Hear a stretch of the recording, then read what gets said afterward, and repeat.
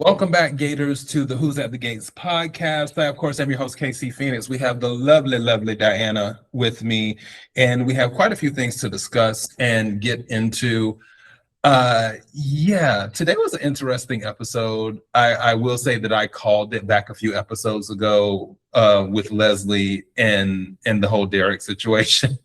I've called a few things on that have come to pass. So before we get started, we're doing the scene. It's on Martin right now, but we're doing the scene. It's transitioning into the scene with Ted and Shanice talking, and then Leslie being Leslie. Before we get started, Diana, also everybody, there have been internet issues, so just a heads up on that. We're doing the best that we can through this spectrum. We need you to step your game up. But Diana, anything you have? Look, I just killed that sponsorship. But Diana, anything you have to say? PNG, if you get into the internet business, hit us up. I will immediately sign up. All right, let's go ahead and let this scene start and get the transition going. I'm also very upset with you. Auntie Monica advised me not to let fear get the best of me. And to not turn my nose up at a good guy just because he has a past. I do have a past. I can't deny that. So, after a lot of thought, I have decided I don't want to give you up. Shanice, what we have is singular. And I would hate for it to end, and I'm sorry that my past, namely Dana, keeps popping up at inappropriate times. Hello, teddy bear. I am in the middle of a conversation. Does this have anything to do with Eva? No. Then I don't want to hear it. Wow. Nurse's influence much? Listen, don't you ever interrupt my time with Shanice unless it's about our daughter. Do you understand? I'll take this new info under advisement and act accordingly.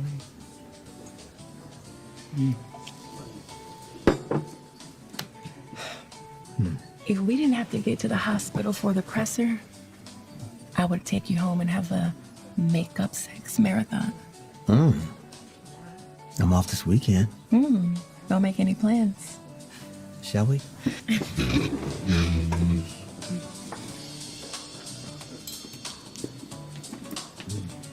This components.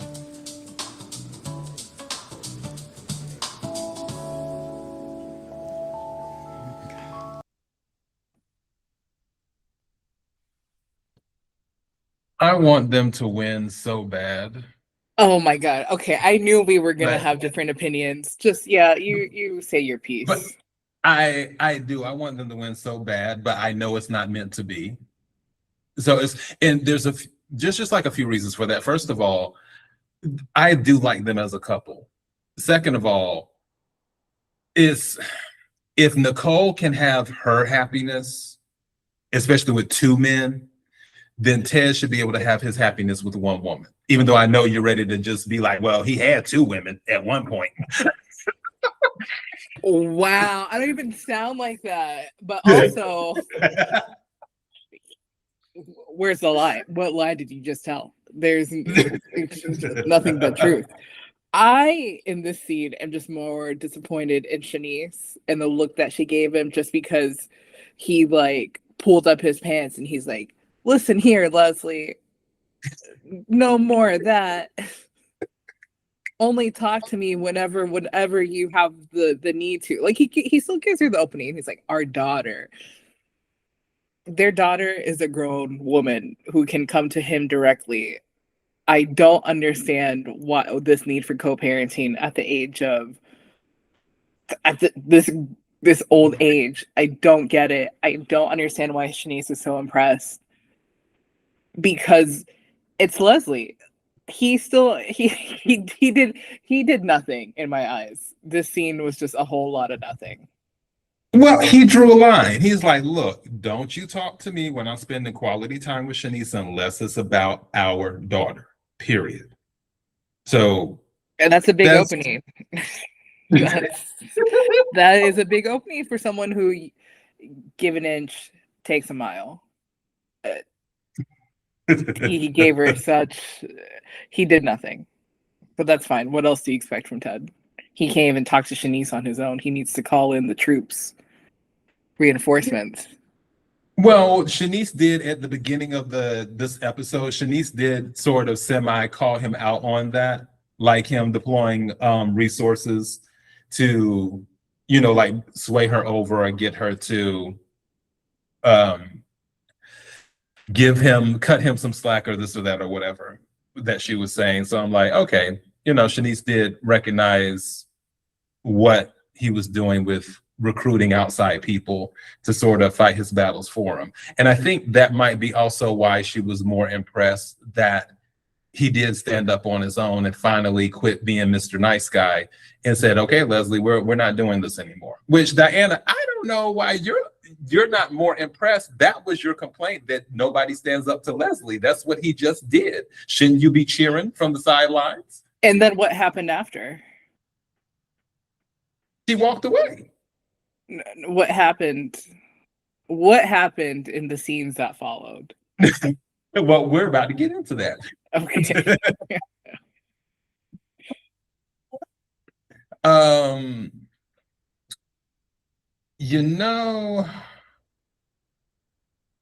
That one. Okay, I do want to cover this one with Tyrell and Martin because I thought this was so funny. Because it was the shock for me. So let's do that and get that going. It's up here. All right. So let's let this transition right quick. Bye. You got a jet too, Pop? Just fundraiser planning with Shonda later. Why, you want to talk? I do, but... Tyrell, you know we can talk about anything, right? Even sex? Jessica and I slept together the night of the cotillion. I figured. But you are an adult now, son. And you have to make your own decisions. Were you safe? I was. Do you regret sleeping with Jessica?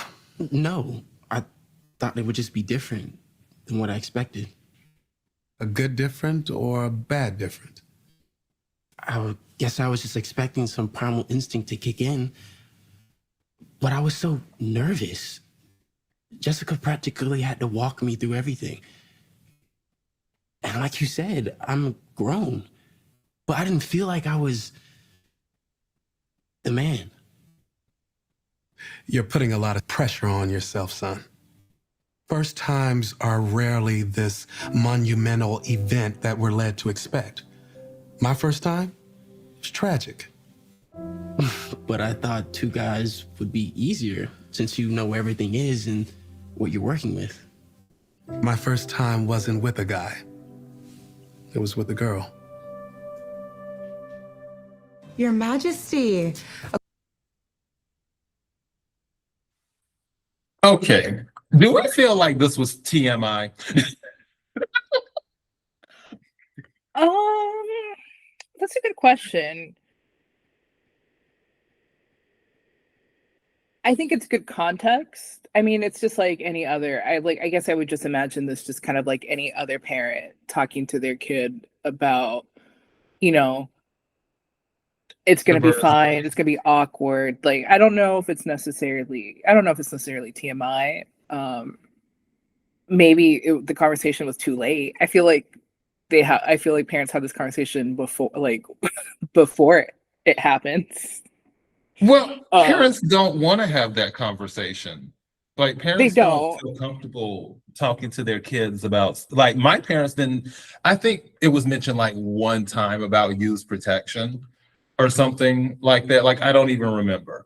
And mostly it was, we learned in school in like sex ed, it was usually our home economics teacher that taught sex ed, or either the coach taught it. Yeah. It was the same, like same thing, right? My parents didn't talk about it. I went through school, but I think more so. I guess I'm thinking in TV land and television shows.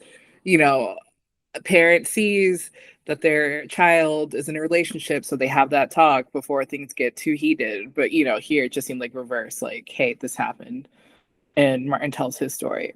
Yeah, I don't think it's TMI. I think it's a facet of his life. People, you know, I was just like reading comments and a lot of things, and people are like, "Come on, secret love child, come through." That would be funny. Because So yeah, I yeah, could see Nicole saying something like, "You're just like your damn daddy." you know, I didn't even make that connection, which is so funny. I'm like, oh yeah, I forget that Ted's a father sometimes, to Oh like wow. other children besides Eva. Um, yeah, I don't know. I don't know if it was TMI. Do you think it was TMI? There was certain okay, like I'm conflicted because part of me is like Martin wants to help Tyrell feel more comfortable about his recent experience and to understand like, hey, everyone deals with this, or almost everyone, because some people are just naturals. But the majority of people deal with these type of emotions, these type of feelings when they're doing it for the first time. But then the other part of me is like, well, do we really want to let him know that you also were sleeping, that you were experimenting with women as well? Because like you can tell by the look on Tyrell's face, like, dude, I thought you were gay. And yeah, and then of course this conversation goes on in a later part, in a later scene in the episode where he's explaining like, yeah, I slept with a girl for the first time and stuff because he had feelings for guys, but he never acted on them, and he ended up sleeping with that girl. But then it was weird, and they ended up becoming like friends and stuff. So I get it. It's just I'm still a little bit conflicted in everything, and also it's just I couldn't tell like. Now that I'm older, yeah, I probably could talk about sex around my parents and stuff because we're all adults now and we're of age. But younger, talking to my parents about me, like, oh, mom, dad, I had sex. Like, no, I just don't. No. Why? No, I mean, I still wouldn't. I think, but I think it's also one. I don't know. People chime in on what the norm is because clearly we're both like, we both had a similar upbringing in that. I mean, I don't know anybody who would have wanted to talk to their parents about it like that up front. I really don't. This though, I mean, I think the fact that he went to Martin and wanted to talk about it, and you know, obviously very emotional time for him. Like, doesn't know how he feel. Like, very self-conscious about it, unsure of himself, is I think a healthy thing, like to talk to Martin about it. I don't know. I think this scene to me, it just seemed like an after school special type of deal. Like I didn't think much more of it other than that. And the I comments saying that there's a secret love child out there. You know, like that's just what it is. It's just like ideally you want to have an open means of communication with your parent when you're questioning something. You know, who do you go to? You go to your parent who should be able to guide you in your life, right? Obviously that's not the case for everyone, but well, I think if they wanted to be messy, what they could have set this up as is where Tyrell goes to Ted instead of Martin because of the gay thing. mm, Tyrell went to Ted because, and if Martin were to question, be like, hey, I wanted to go to somebody that's a heterosexual. Like, it'd be weird talking to you about me sleeping with a female and you don't sleep with females. You got a whole husband and da da da. Like, if they wanted to make it a little bit messy and create some drama, that would have been a way to do it and stuff. But yeah, which is true. sorry, not to cut you off, but I think technically she didn't go to them. She went to Kat, right? Which started off a whole set Oh, of trauma. I'm trying to think. Oh, Or and Nicole, I think she went to Nicole too. oh, But yeah, that with was more because of the Samantha, gender. Yeah. because she needed a woman to talk to. That is right. Right. Yeah. Okay, got you. So yeah, that would have been interesting. All right, let's see what's going on. This one here, let's just do a steal for this one. Right, quick. I'm like, is it? Can I get a scene of both of them? I guess not clearly, because I was trying to get Samantha and Jessica. Okay, that works. Yeah, so Samantha figured out that Tyrell slept with Jessica and stuff, but they didn't, like, Samantha's like, we do not need to go into the details. And then Jessica's basically saying that, hey, I'm afraid I'm going to hurt your brother. And Samantha's like, well, I don't want you to break his heart, so you need to figure out what you're doing. In more words or less, is what she said. I appreciate Samantha looking out for Tyrell, just basically saying, because what I got out of this conversation between the two of them, between Jessica and Samantha basically was, what she was saying was code for, if you're about to rip off the Band-Aid, go ahead and rip it off now. That's what I picked up from the conversation. The code language. Right. Again, this just feels like an after school special with these high schoolers. I mean, again, it's cute. It's cute. I think there's going to be a pregnancy scare at the very least, if not like a full concrete pregnancy. But yeah, I mean, I just think even then it's just like the drama of like, oh, I'm gonna be all the way across the country, and you're gonna be here in DC. Like I never really particularly cared for the plot because, in my opinion, long distance when you're 18 is a low key ridiculous. But that's why I always just gave that plot like, okay, yeah, let's move it along. I'm just saying, like, I feel you're 18, you're gonna go out in the world, new environment. You kind of have to feel out for yourself who you are as a person. Leave the baggage at home. Just move on. Oh boy, I tell you, it's a cruel world out here. Apparently, I'm the cruel one. You have so much hope, Casey. Like, that's what I'm just realizing as we go through these episodes together. You have so much hope. Do what I can to be optimistic from time to time. Okay. So let's go ahead and jump to this press conference. I'm just going to jump in the middle of it. This is with, I keep on wanting to call this man Malcolm. This is with Elon starting off the press conference, which I told everyone I called it on what would happen, and we're about to see this play out. So let me go ahead and press play, and we're about to see. So yeah. For a successful operation. At this time, I will pass the mic to Dr. Ted Richardson, representing Garland's Board of Directors. Thank you. Thank you for joining us on behalf of Garland Memorial Hospital. We appreciate Metro PD's swift action to protect everyone who works here or seeks treatment, and in guiding us as we implement new protocols to ensure the well-being and security of all who enter our doors. We will now take questions. Initial reports indicate that there was gunfire at the crime scene. Can you confirm that one civilian died as a result of this incident?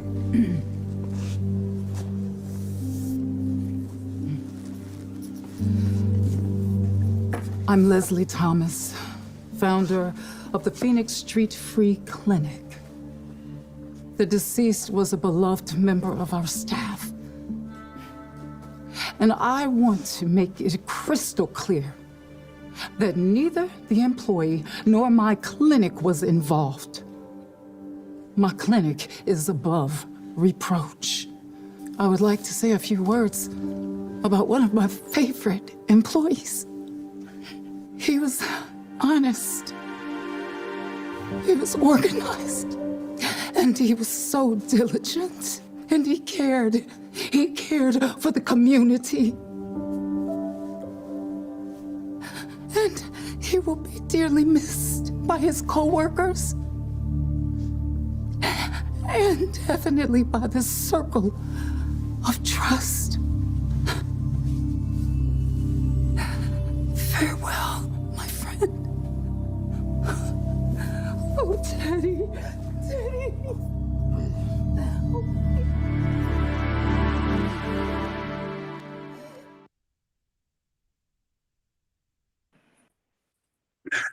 I'm really glad Baby. Eva was mentioned in this scene. Casey. Of trust. You know, I just want to make one comment and then I'll throw it to you. You know, one of our commenters, Mobby Nurse, I think that's how they say, you know, their screen name, but you know, they were kind enough to leave us a comment saying this. This is the only hospital with one floor. The emergency room, cancer infusions, plastic surgeons, and psychotherapy offices all on one floor. Yet they have the biggest stairwell in DC. And what about Shanice being the head nurse and a physical therapist at the same time? Let's add on press conference room and,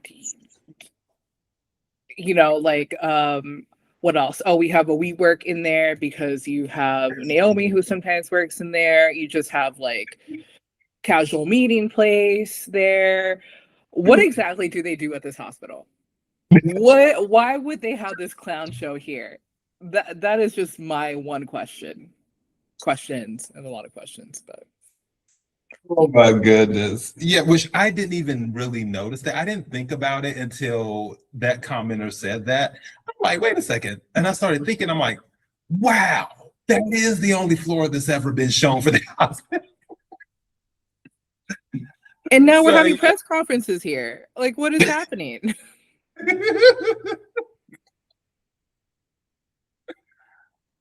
Oh my goodness. And for Yeah. Shanice being so busy, I'm like, dang, girl, you don't have anyone to check in? There's no, like, stabbing victims today? Like, what? It's just no one wants to work anymore.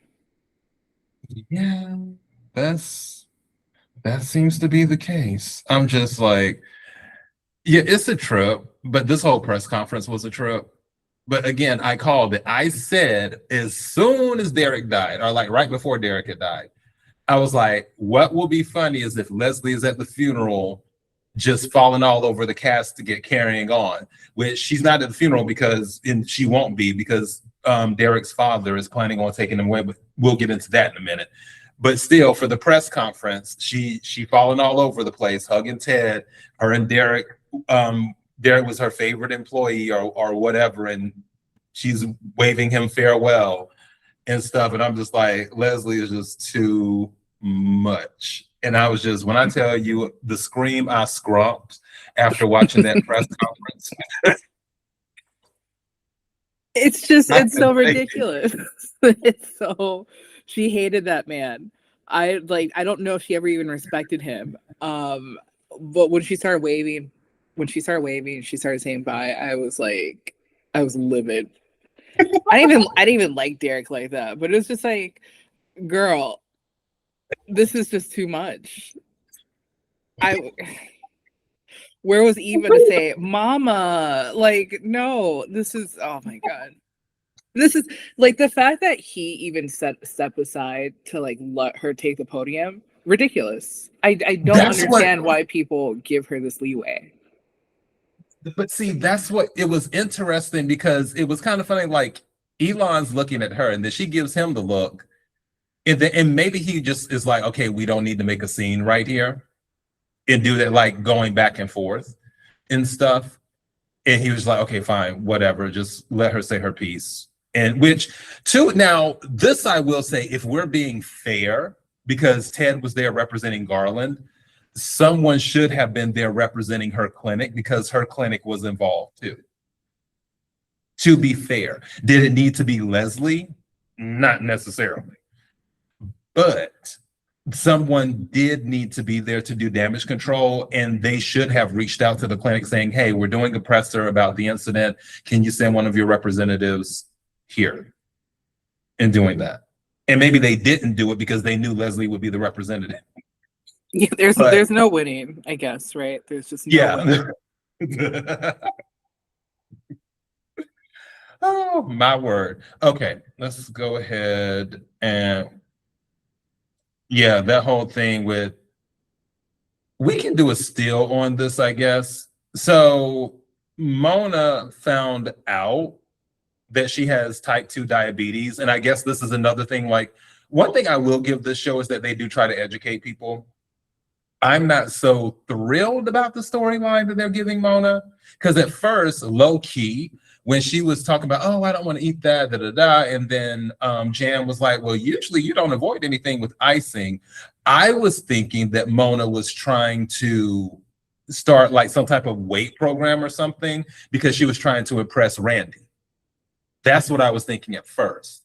But then she comes out, it's like, well, I just found out I have type 2 diabetes. And I'm like, oh, well, this isn't about Randy. I'm not mad at that. And no, Diana, I don't think everything has to be about a man. No, to be fair, I was like, what the hell? Why did she say no? Like, is she trying to, like, what is she trying to do here? Yeah, I mean, this is kind of random. I mean, I think you're right. It was very educational. So I'm not mad at it, but I'm also kind of like, where are you going with this character? So. I think they had to give her something to a certain degree to keep her somewhat relevant so we don't forget about her, because the only thing she has going right now is the Randy storyline, which that may eventually come to an end depending on if he has to leave town or Joey fires him again or whatever. So we'll see what happens on that. But with Jan, I don't really have much on that.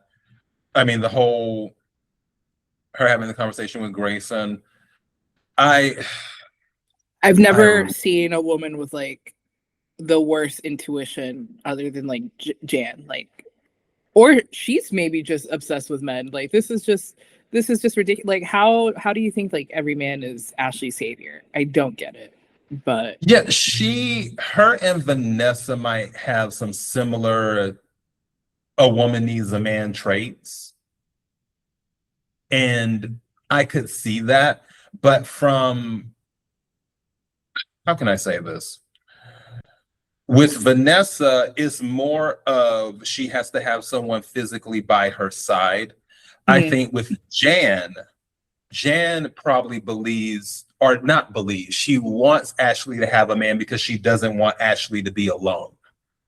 And I believe alone like her, because Jan met the guy on the cruise or whatever, but for the most part, Jan has been by herself. I even think Ashley brought that up with how she was raised, like how Ashley was raised and stuff like that, where, you know, her mother has been kind of single and had to do, even Jan's talked about how she had to raise Ashley by herself. Right, like Jan didn't pick a good partner, and that she didn't want that for Ashley. Like, that was her whole thing with Derek, right? Like, you have, like, Derek's a good guy, don't make the same mistakes I've made. But clearly she just keeps on making them, so good luck to you. Yeah, and let's see, hold on, I don't even want to play this scene again. I do not care for this man. I think, honestly, if he wants to sue Jacob, go for it. I don't care. This is just so ridiculous to me. Let Ashley grieve in peace. I don't need to see the process. Yeah, somebody was talking about that on X, where they're like, how did they say it? Where they were like, we've had to watch Naomi grieve with Ashley or something with Ashley. We've had to watch Andre with Ashley. We've had to watch such and such with Ashley. They named like 4 or 5 people. that It's we've had ridiculous. written. But I told you that I said, okay, please tell me we're gonna have to see all summer. So Maybe it's just like this week, and then like next week she'll be like back. Maybe we just have to suffer through this week. That's me being optimistic.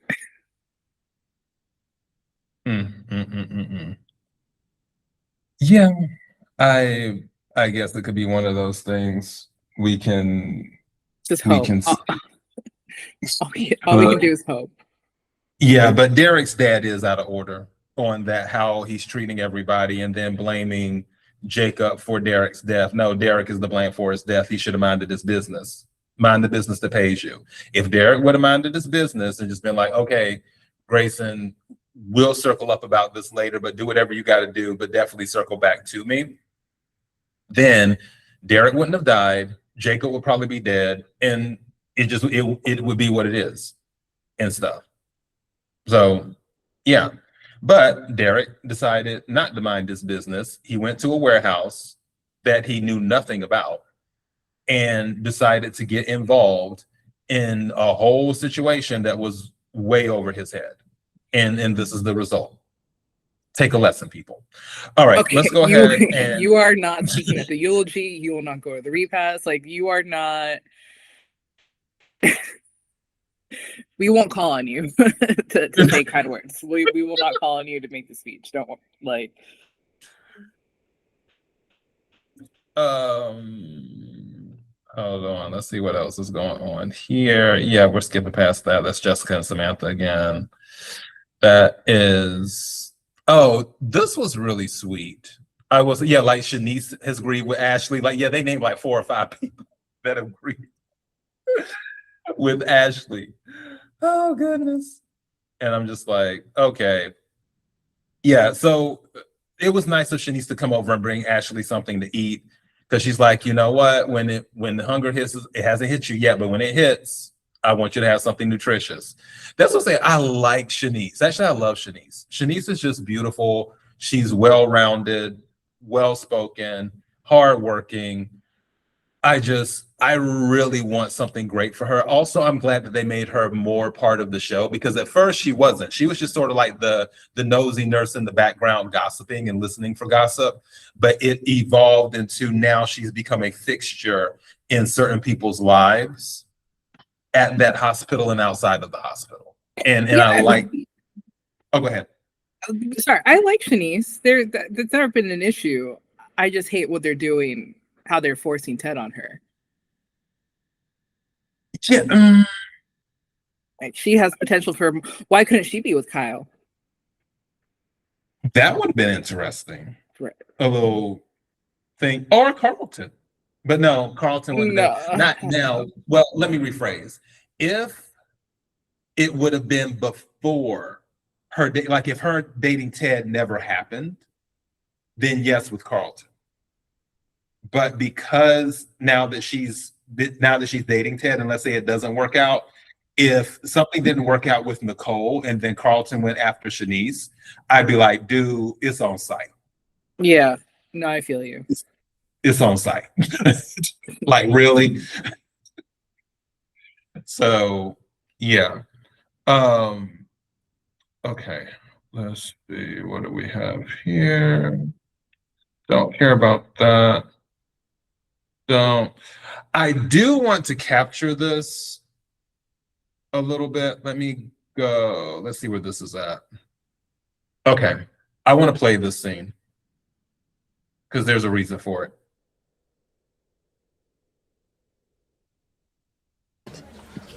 I'll be there for her however she needs me to be. Good. Jen, you have time for a gossip sesh? Oh, sorry, hon. I've been here long enough as it is. I gotta head to work. We'll catch up soon. Yeah, no problem. Have a seat. I'd love to hear a few words from the man who brought shame to my clinic. I didn't do anything. Hush. Doesn't take a genius to realize that you were Leah's puppet.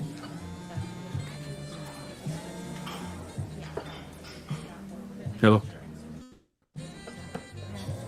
Yeah, no, I know I said last week, I just need more time. Look, my mom's sick. I'm paying her bills and mine. I'll send some money soon. Okay. I've had more than my share of calls like that. I have a sick mama.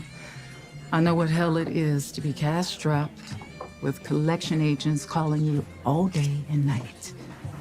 Yeah, it's getting worse. The lab at the hospital's closed pending police investigation. I don't know what I'm gonna do. I may just have a solution to one of your problems.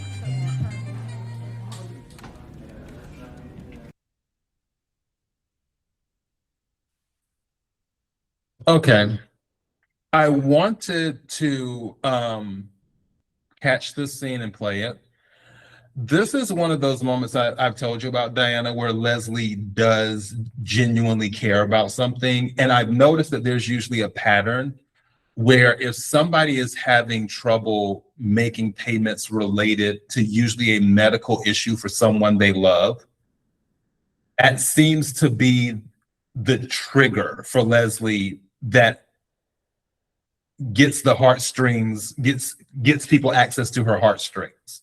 Where if they're struggling to take care of a loved one, that seems to be the thing that's like, okay, this is the more human side of Leslie. If you notice the look on her face, as soon as he mentioned that he's been trying to pay bills for it, when he was on the phone with the collection people saying like, hey, I'm paying my mother's bills and mine now, so on and so forth. I try to send you some money soon. And then the look on her face changed.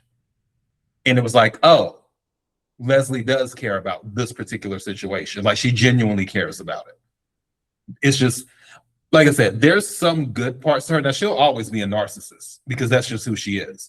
And she'll always be a sociopath because that's just who she is.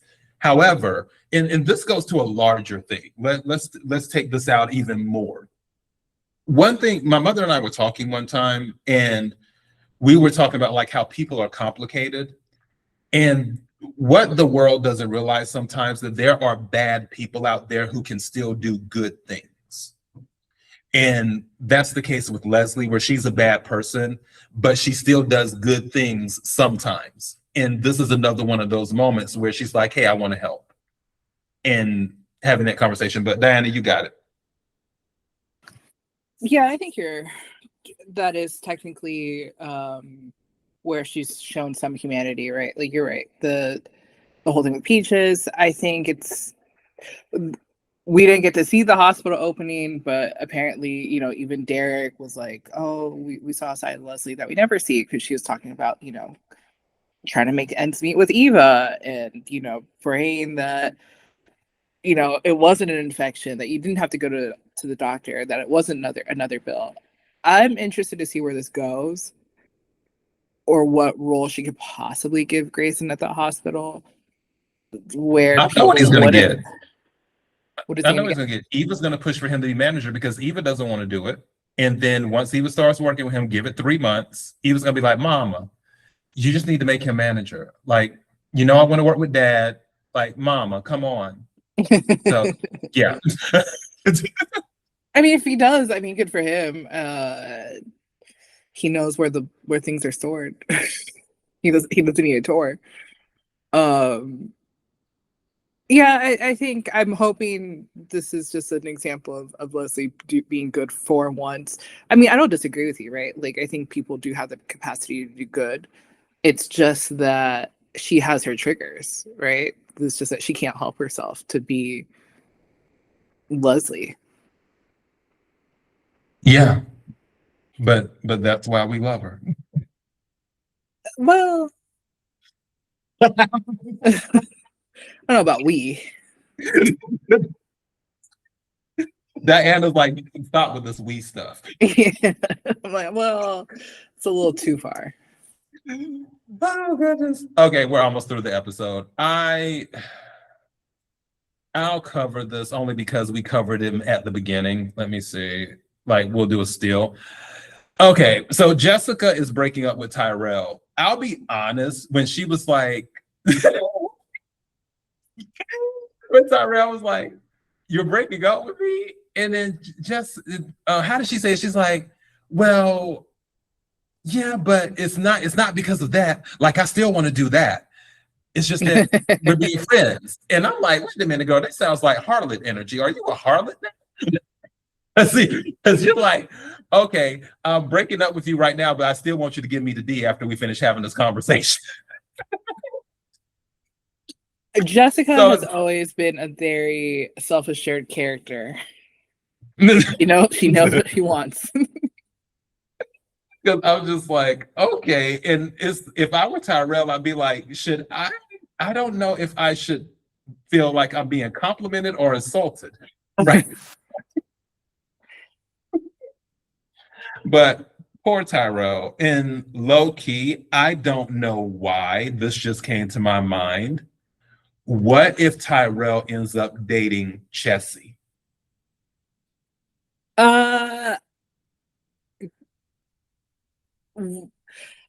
What is it? Enemies to lovers arc? I wouldn't be mad. I wouldn't be so be it. I told you, I think she realized like she can't continue on how she is because then she's gonna be like her grandma, right? And that's no one wants to be, like a pathetic adult. I think she's young enough to realize that her behavior has to change. So I would not be surprised if that's if that ends up happening next. I wouldn't be mad. I think that would be fun. Yeah, it's in the back of my mind where I'm just like, okay, if this breakup is real, because for all we know, because they're teenagers, so they could break up today and be back together next week. But if it's a thing of, okay, this is real, and Tyrell, where if someone were to comfort him or something, it could be Chessie that ends up comforting him. And I'm just throwing some stuff out there. I'm just looking where there may be something, he gets his lick back, and then Jessica gets jealous after she sees him with a Chessie or with someone else. But the only reason I'm thinking of Chessie is because I can't think of any other girls or young ladies, we'll say, that have been on the show that's received screen time. Because you haven't really seen any of Samantha's friends, because she doesn't really talk to people like that. And she knows people, but it doesn't show any screen time like that with her. And then for the cotillion, the only young ladies that received FaceTime were Samantha, Chessie, and Jessica. I can't think of anybody else at the cotillion and the girl who didn't take the picture with Chessie and her grandmother. But other than that, I can't think of anyone else that's really received any FaceTime on the younger side. Oh, you know what's going to happen is that Jessica is going to end up being pregnant, but she's going to be too proud to tell Tyrell. Like, she's going to keep it to herself until she sees him and Chessie together, and then the gloves are off. It's gonna be like, how are you with that heifer when I'm carrying your child? And then that's it. She wouldn't even use that word. She'd be like, how do you, with that stuck up snob? How about that? She'd probably say something like that low class stuck up snob. That I would love to see. I actually would love to see it if Martin decides to run for senator. And then just when he's in the middle of his campaign, Jessica shows up and is like, well, I found out I'm pregnant and I kind of want to keep it, and so on and so forth. And then they have to do damage control and start doing like pictures of them together as a couple and putting them in magazines and stuff. And it's like, oh, this was intended. This wasn't by accident. This was on purpose and stuff. They wanted to start a family early. So whatever we're doing for damage control. But yeah, that would be funny. Let's see what else is going on. Yeah, and then Naomi and Elon, which that whole thing, hold on, let me go for 10. Can I get a better shot? Okay, I'll go with that one, fine. So Naomi talking to Elon, this whole situation, she's worried about Jacob because she's like, well, Jacob hasn't stopped ever since he's come from undercover, which was Jacob really undercover? Because I feel like I don't think so. Someone correct me if I'm wrong. I thought he was on vacation. Yeah, because I mean, it seemed like everybody was seeing him because Leah saw him at the end and was like, Jacob Hawthorne, give me a deal. And then Naomi saw him at the hotel room. Isaiah kept on talking to him either on the block or on the cell phone. Smitty kept talking to him on the block or in the hotel room or by texting on the phone. So I'm just like, low key, I just feel like the whole Dupree family should have showed up on the block and be like, Jacob, we're just checking on you. How's the undercover work going? It would have been easier, you know. Just everybody practically knew. I mean, Randy discovered it after one day of following Smitty. So really, it's just, what did Jacob do besides have relations with his wife and post up by a wall? Like, I don't know. And we still don't have the impaler yet. And we have nothing. You are very much correct. And we have nothing. Oh my goodness. Let's see what else. Yeah, this whole thing. Let me see. Let's let this play right quick. Logical support. Listen, I'll keep a close eye on her. And if I see any red flags, I'll get him the appropriate help. I'm sorry for your loss. My son is dead because you didn't do your job. Sir, I can't really get it. Save it. I just want to bring my boy home. I called a funeral home to make arrangements, but they said the medical examiner couldn't release the remains. I went to the ME. I got the runaround. So I came here to see what you could do.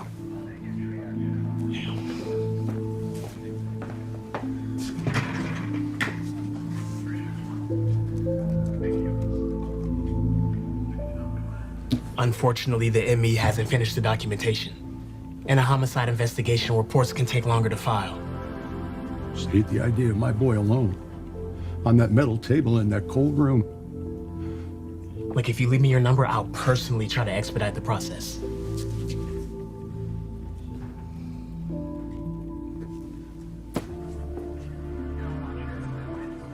I need you to know that Derek wasn't just a civilian. He was my best friend. He died saving me.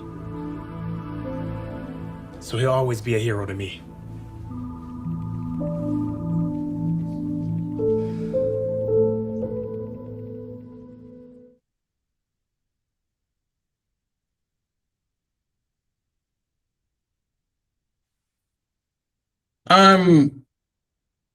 I feel like the father, there's some truth to what he's saying, and then there's other parts where I feel like he's kind of out of order with how he's talking to Jacob.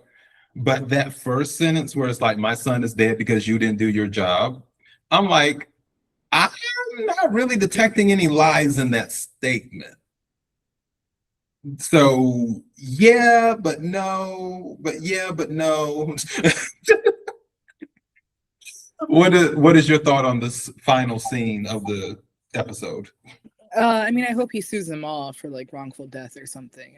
I don't care. I really, I do not care. Put Jacob #1 on there.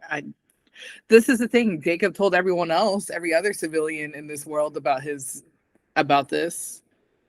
That this was not an undercover mission. This was community work, and unfortunately, Derek died while volunteering. Yeah, it's crazy. But I do think the father could have treated him just a little bit better, because like Jacob tried to shake his hand and he's like, nah, nope. I mean, they're both grieving in a different way. You know, you could argue that Jacob's grieving because it's not like he hasn't shown emotion, and that was his best friend who basically gave up his life so that Jacob could live and wear baseball hats. So, you know, he's doing his best. I mean, I don't blame Jacob, right? People grieve in their own way. He's just working through the pain. Same as Derek's dad. He's just grieving in his own way. And you just try to blame anyone you can in that situation. Yeah, even though Jacob does deserve a little bit of blame because I feel like he could have handled it, the whole situation better with making sure the right people are informed. And especially if he knew that Grayson would be taking the plasma that night as part of the operation, I think he should have at least informed Derek, like, hey, this is what's going on. This is hush hush. You can't tell anybody, even though everybody knows, but you can't tell anybody. So yeah, and just give it sort of a heads up, that would have alleviated quite a few things. But anyways, and yeah. So Gators, if you notice, 2 of our episodes are back up now. We went through the counter process because we received strikes from Paramount. One of them was restored